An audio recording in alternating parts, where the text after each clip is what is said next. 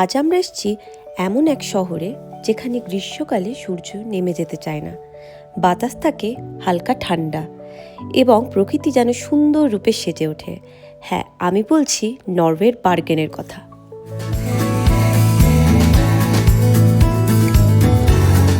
Good morning আমার lovely বন্ধুরা, আশা করছি সবাই ভীষণ ভালো আছো। আজকে সকালটা শুরু হচ্ছে বার্গেন দিয়ে। আমরা এখন ব্রেকফাস্ট করব যেখানে আছি সেখানে, তো তোমাদেরকে আমরা ভিউটা দেখাচ্ছি, কি সুন্দর লাগছে। বার্গেনে গ্রীষ্মকাল মানেই দিনের আলো প্রায় 18 ঘন্টা। কান্ট্রির চেরাপুঞ্জি, বৃষ্টি হতেই থাকে, ওয়েদার কোনো ঠিক ঠিকানা থাকে না, হঠাৎ করে রোদ তো হঠাৎ করে বৃষ্টি নেমে আসে। তো আপাতত সকালবেলা যখন আমরা ঘুম থেকে উঠেছিলাম তখন দেখেছিলাম মেঘলা, আর ওয়েদার সাডেনলি চেঞ্জ হয়ে এখন রোদ বেরিয়েছে। তো হোপফুলি ভালো ওয়েদার পাবো, ঘুরবো আর জায়গাগুলোকে তোমাদেরকে দেখাবো।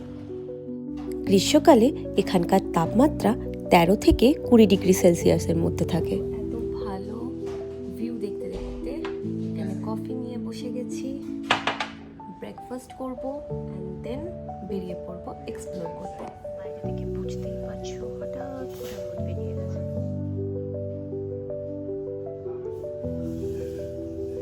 তাও এদিকের মেঘটা কালো হয়ে আছে, তো দেখা যাক ওয়েদার চেঞ্জ হবে না রোদই থাকবে।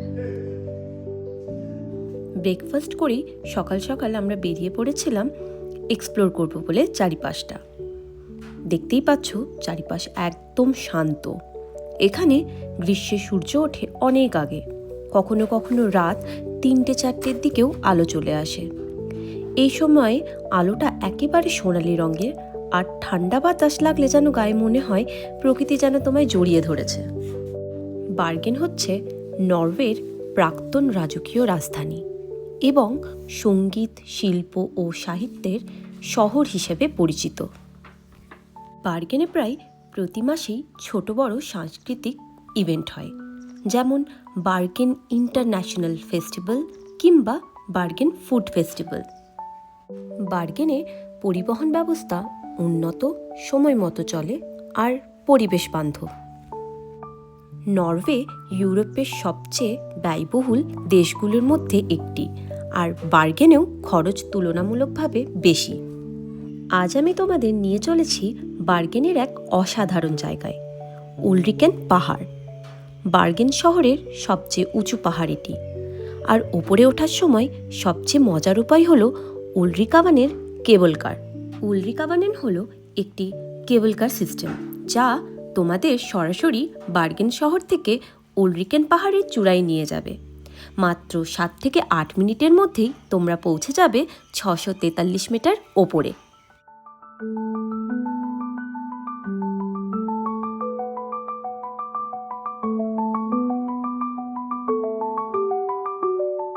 বার্গেন শহরের কেন্দ্র থেকে বাস বা ট্রাম ধরে তোমরা সহজেই উলরিকেনের স্টেশন অবধি পৌঁছে যেতে পারো, এবং অনলাইন বা ওখানেই টিকিট কাটার অপশন রয়েছে।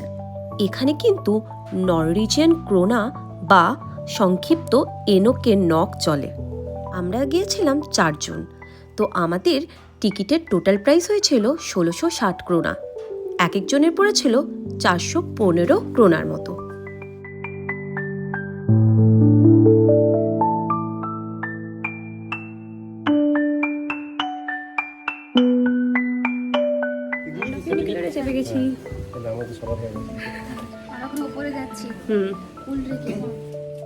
কেবল কারটা যখন ধীরে ধীরে ওপরের দিকে উঠতে থাকে তখন পুরো শহরটা যেন ছোট ছোট খেলনার মতন দেখতে লাগে। চারিপাশে পাহাড়, ফিয়র্ড আর সমুদ্র একসাথে মিলে যায় যেন এক বিশাল পোস্ট কার্ডের মধ্যে।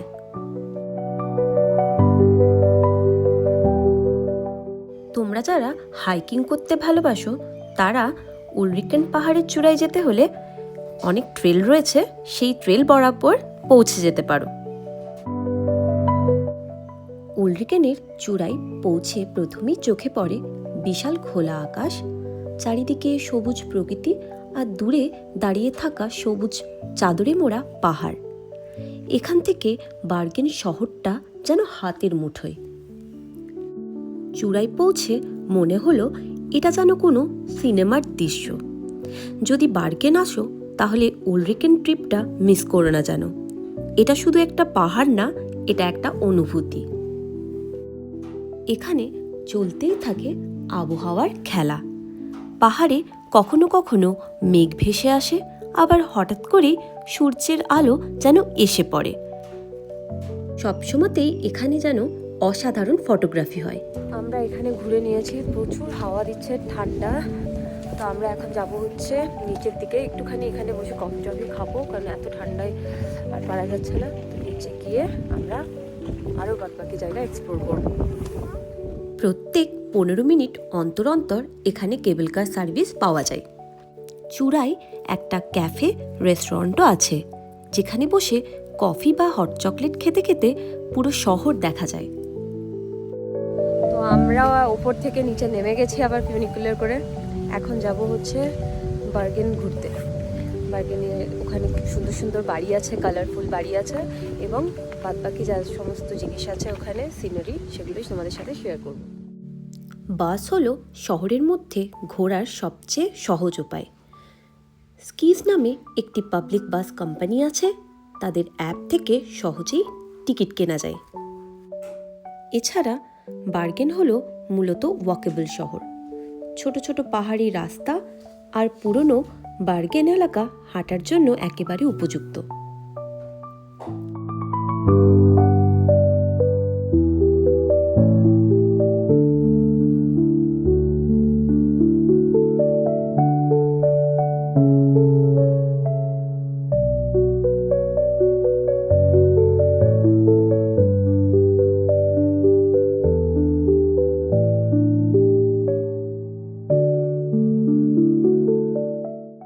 নরওয়ের খাবার মানেই সি ফুডের রাজত্ব, আর বার্গেন রয়েছে সেদিক থেকে একেবারে ওপরে। এখানে তাজা মাছ, সামুদ্রিক খাবার এবং স্থানীয় স্ক্যান্ডিনেভিয়ান ফিউশন ডিশও পাওয়া যায়।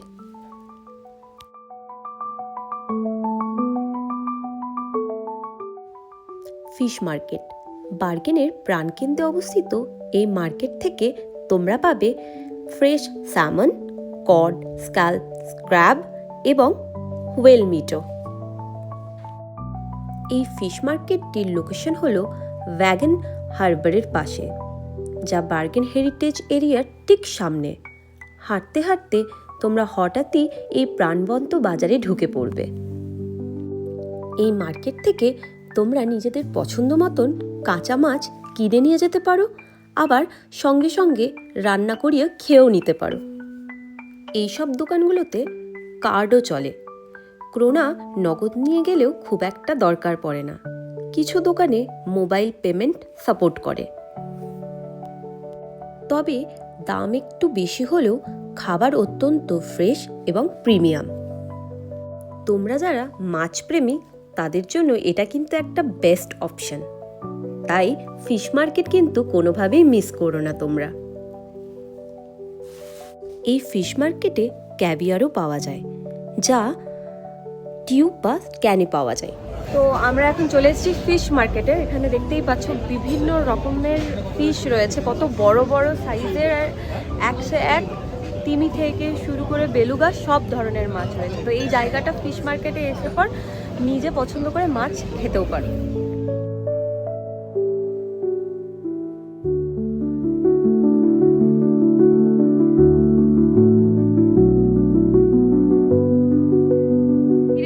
ফিশ মার্কেটে এসে কিরকম রিয়াকশন? যার যা ধান্দা, দুটো খাদ্য রসিক একসাথে হলে যা হয়। বৃষ্টি পড়া শুরু হয়েছে। তোমাদেরকে বলেইছিলাম যেমনটা, যে এখানে ওয়েদার একদম মানে বিশ্বাসযোগ্য নয়। কখনো কখনো ভালো ওয়েদার, কখনো কখনো খারাপ ওয়েদার। এখন মুষলধারে বৃষ্টি পড়ছে বাইরে, তাই সবাই এখন শেডের তলায় দাঁড়িয়ে আছে। দেখো পুরো বার্গেনে সবসময় কিছুটা ঠান্ডা থাকে, এমনকি গ্রীষ্মেও। তাই হালকা জ্যাকেট সবসময় সাথে রাখবে। রেনকোট আনতে একদমই ভুলবে না, কারণ এখানে বৃষ্টি যখন তখন চলে আসে। এখানে ইংরেজি প্রায় সবাই জানে, তাই ভাষা নিয়েও চিন্তা করার কোনো দরকার নেই। স্টুডেন্ট বা ইউথ কার্ড থাকলে এখানে কিছুটা ডিসকাউন্ট পাওয়া যায়। নরওয়েজিয়ান মাইথোলজিক্যাল ক্যারেক্টার ট্রোল এখানে সর্বত্র জায়গায় বিরাজমান। এই ট্রোল হলো পাহাড়ের দৈত্য, যা নরওয়ের পুরাতন লোককাহিনী ও মাইথোলজিতে অনেক জনপ্রিয় মাইথোলজিক্যাল ক্যারেক্টার। এখন আমরা চলে এসেছি ব্রিগেন। 1400 শতাব্দীর হানসিয়াটিক জার্মান ব্যবসায়ীর পাড়াটি এখন ইউনেস্কো হেরিটেজ সাইট। কাঠের বাড়িগুলো এখন গ্যালারি, দোকান আর ক্যাফে হয়ে গেছে। ইতিহাসের পাতায় ব্রিগেনের কাঠের তৈরি এ সমস্ত বিল্ডিং ছিল গোদামঘর, অফিস এবং বসবাসের স্থান, যেখানে স্যামন, ফিশ ও শুকনো মাছ রপ্তানি করা হতো ইউরোপে। 1702 সালের আগুনে সব পুড়ে গিয়েছিল। তারপরেও ঐতিহাসিকভাবে পুরনো নকশা বজায় রেখে পুনর্নির্মাণ করা হয়। এখন আমরা যাব বার্গেনের টপ ভিউ পয়েন্ট ফ্লোয়েন। ফ্লোয়েন হল বার্গেন শহরের একদম পাশে অবস্থিত একটি পাহাড়। এটি 7 মাউন্টেন্স অফ বার্গেনের অন্যতম। এখান থেকে বার্গেন শহরের পুরো দৃশ্য, সমুদ্র এবং হরাইজন্টাল একটা ভিউ পাওয়া যায়। যাত্রার শুরুটাই যেন অ্যাডভেঞ্চার। ফিউনিকুলার করে আমরা যাব ওপরের দিকে। এটি মাত্র 6 মিনিটে নিয়ে যাবে 320 মিটার ওপরে ফ্লোয়েনের চূড়ায়। এক একজনের টিকিটের মূল্য প্রায় 130 থেকে 150 নক। বাচ্চা এবং স্টুডেন্টের জন্য ডিসকাউন্টও থাকে। টিকিট অনলাইনে বা স্পটেও কেনা যায়। তোমাদেরকে একটু আগেই মাইথোলজিক্যাল ক্যারেক্টার ট্রোলের কথা বলেছিলাম। এরা মনে করে ট্রোলরা নাকি ফ্লোয়েন পাহাড়ে বাস করে। দিনের বেলায় কাঠের স্ট্যাচুতে বন্দি থাকে এবং রাতে জীবন্ত হয়ে ঘোরে। ঝিরঝিরে কুয়াশা যখন নামে, তারা নাকি হেঁটেও বেড়ায়। এখানেও হাইকিং ট্রেল আছে, তো তোমরা যারা হাইকিং পছন্দ করো তারা এই ট্রেল বরাবর হাঁটলেই চলে আসবে ফ্লোয়েনের চূড়ায়। এখান থেকেও সিটি ভিউ খুব সুন্দর পাওয়া যায়। সূর্যাস্ত ও সূর্যোদয়ের সময় অসাধারণ দৃশ্য তৈরি হয়।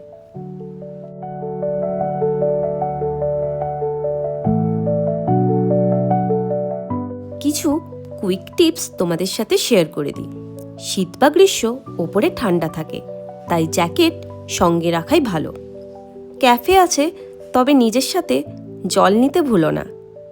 পাহাড়ের অনেক জায়গায় ভালো নেটওয়ার্ক থাকে না, আর সকাল সকাল গেলে ভিড় কম হয় এবং সূর্যোদয়েরও দৃশ্য দারুণ। চারিপাশের এত সুন্দর দৃশ্য দেখলে মনটা যেন এক অন্য রকমের হয়ে যায়।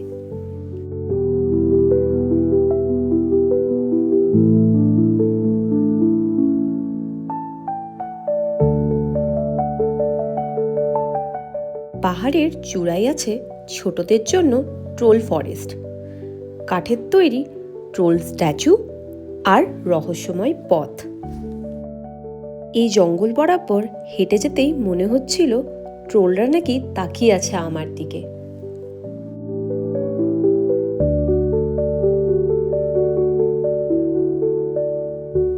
এরকম সুন্দর দৃশ্য দেখতে দেখতে আমরা এখন নামছি হচ্ছে নিচের দিকে সিটি সেন্টারে। তো আমরা ফিউনিকুলার দিয়ে ওপরে এসেছিলাম, এবারে আমরা যাওয়াটা হাইক করে যাব। সুন্দর লাগছে, চারিদিকে গাছপালা, সবুজে ভর্তি, আর এত সুন্দর একটা সিনারি।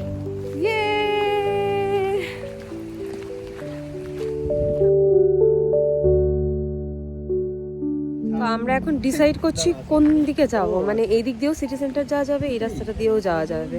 এদিকে 2.5 কিলোমিটার, এখানে 2.4 কিলোমিটার। তো আমরা ওটাই ডিসাইড করছি কোন দিকে যাব। তো আমরা ফাইনালি নিচে নেমে গেলাম। আমার মধ্যে দিয়ে কোনো হাওয়া জ্বলে না। হাওয়া ম্যান।